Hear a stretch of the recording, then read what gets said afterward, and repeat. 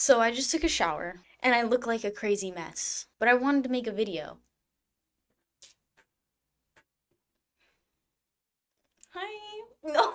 That was so stupid. Yeah, I'm in my pajamas. It's not a great look for me, but I kind of just wanted, it's like I'm trying my best. And this is how I look without any makeup or anything. So, why not give you a natural look? Oh my god, this is a terrible idea. Anyway, I watched K-pop Demon Hunters and I was pleasantly surprised. Completely like, okay. So I'm not like a huge K-pop fan or anything. I just never have gotten into it. And then this movie comes out of nowhere, kind of and just takes everybody by surprise, the whole world by surprise because Sony has come out of nowhere with another great animated movie. So they also made the Spider-Verse movies, which are amazing, and they made this one, and it's a great movie. I really enjoyed it. Yeah, anyway, I just want to get right into it. And spoilers, of course, from this point on. So first, okay, I was completely taken by surprise when, what's her name? Rumi. So the whole lore is like three singers are also demon slayers.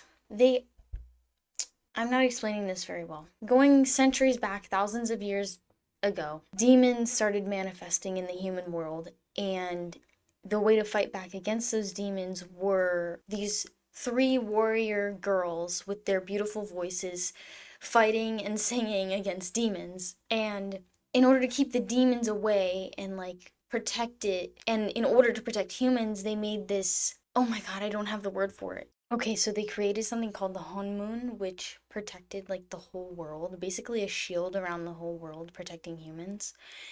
And so the Honmun protects the people from demons, and whenever they like break free, these three girls are supposed to fight the demons that escape. And basically their goal is to use their voice to ultimately one day destroy demons. So that's the plot of the movie. They want to like finalize and end demons from ever coming back into the human world. And the very first out of the biggest thing that comes out of the movie is I want to say Remy, but it's Rumi. I keep thinking of Remy from Ratatouille, so Rumi, she's a demon herself. Could you believe it? The thing she's trying to kill her whole life. She is one herself. She was basically brought up to hide the fact that she was a demon, even from her own bandmates. So maybe I skipped over a little. In the present day, Rumi is in a band with two of her closest friends, but all three of them are demon slayers. And wow, when I start talking about this out loud, the concept is so funny. Anyway, you either get it or you don't, so this is just my opinion. She's in a band, her two best friends, but she's never told her best friends that she's a demon. And so it's a huge point of the movie, like, she's a demon. And it's a huge struggle for her because she doesn't want to keep the secret. So she wants to finally end demons and hopefully she will stop being a demon herself. So they have to keep coming out with new songs, new music, keep on performing. That's kind of the whole point. And then to eventually, poof, demon's gone. She won't be a demon anymore. No point in telling her friends that she's also a demon. Out of nowhere, one of these particular demons named one of these demons named Genu comes out of nowhere and is like, I have an idea.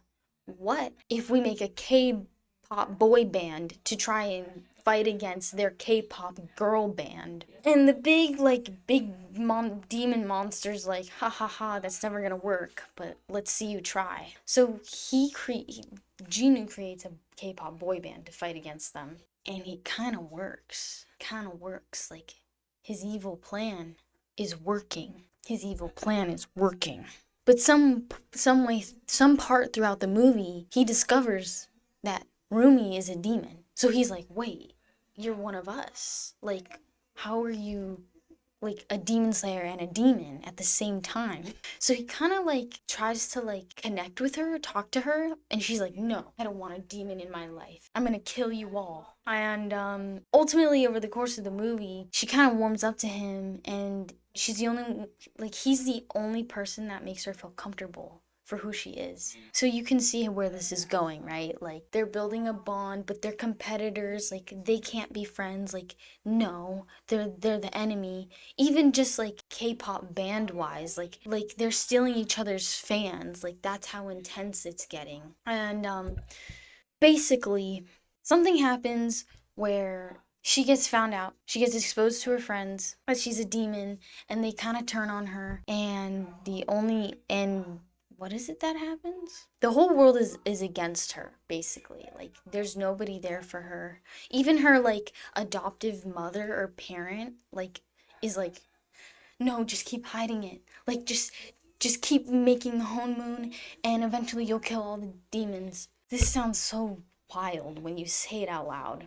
I'm trying to recap this movie as best as I can. Basically, like, they gotta destroy the big bad demon guy. Not Genu, the guy above Genu, big bad demon guy. He looks like a fire or whatever. And Genu's also conflicted because he's like, wait, but I don't want to destroy her. Like, I can still be human, right? Like I have a chance at being human. And so he's conflicted because he's supposed to be evil, and she's conflicted because she's supposed to be good, but she's part demon.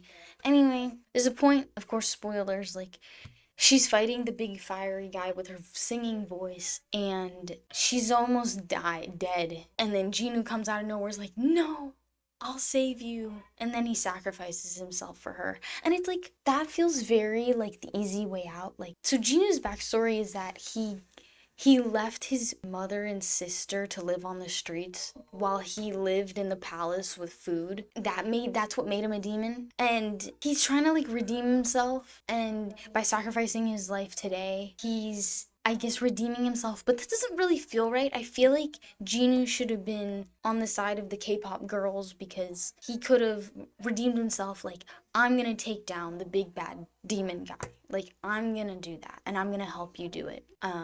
I'm gonna help you create the honeymoon or whatever. I think that would have been a better ending. And plus, who doesn't like a little romance? And I enjoyed their duet. There's a lot of music in this movie. If you didn't know that, there's a lot of songs. I really like My Little Soda Pop. I'm not gonna lie. If you haven't heard it, you should go listen to the whole movie. No, yeah, I just felt kind of like the easy way out. Another thing was like the name of the K-pop boy band is the Saja Boys, and his bandmates are never like expanded upon. They're not fleshed out at all. You never hear about their inner conflict. They're just bad. They just want humans to die. So they never get redeeming qualities, and they also die at the end. They also die. So I'm really hoping for a sequel. I think they are making a sequel, so maybe they'll come back to life. Anyway, on Letterboxd, I gave it a 4 out of 5 stars. So if you want to follow my Letterboxd, it's Giagu. Of course, on YouTube here too. So I hope you enjoyed my little talk about K-pop Demon Hunters. You should go watch it. It's great, great animation, great music. What more could you ask for a greater? You couldn't ask for a greater time.